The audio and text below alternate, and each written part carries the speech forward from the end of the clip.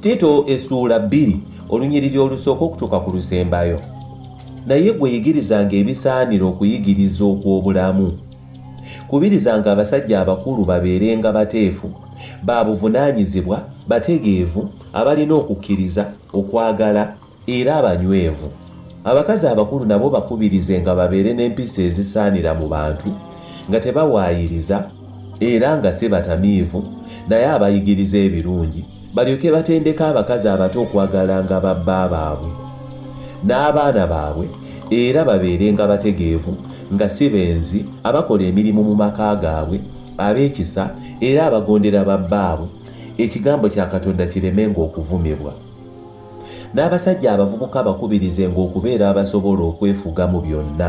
Mu bigambo byonna gwe beera ekyokulabirako ekirungi mu bikolwa, ne mu kuyigiriza kwo ng'olaganga obugolokofu, obumalirivu, nga buli ky'oyogera tekiriiko kyakunenyezebwa, era atali ku lulwo alyoka akwatibwenga ensonyi nga talina kibi kyatwogerako.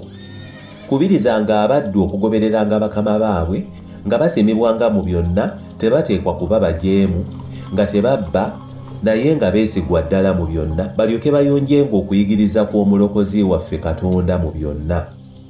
Kubanga ekisa kya Katonda kirabise nga kireetera abantu bonna obulokozi, nga kitubuulirira okugaananga obutatya Katonda n'okwegomba okw'omu nsi, tulyoke tubeerenga abateefu, abatuukirivu era abatya Katonda mu nsi eno, nga tulindirira essuubi ery'omukisa n'okulabika kw'ekitiibwa kya Katonda omukulu era omulokozi waffe Yesu Kristo, eyeewaayo ku lwaffe alyoke atununule mu bujeemu bwonna era yeerongooseze eggwanga ery'envuma erinyiikirira ebikolwa ebirungi.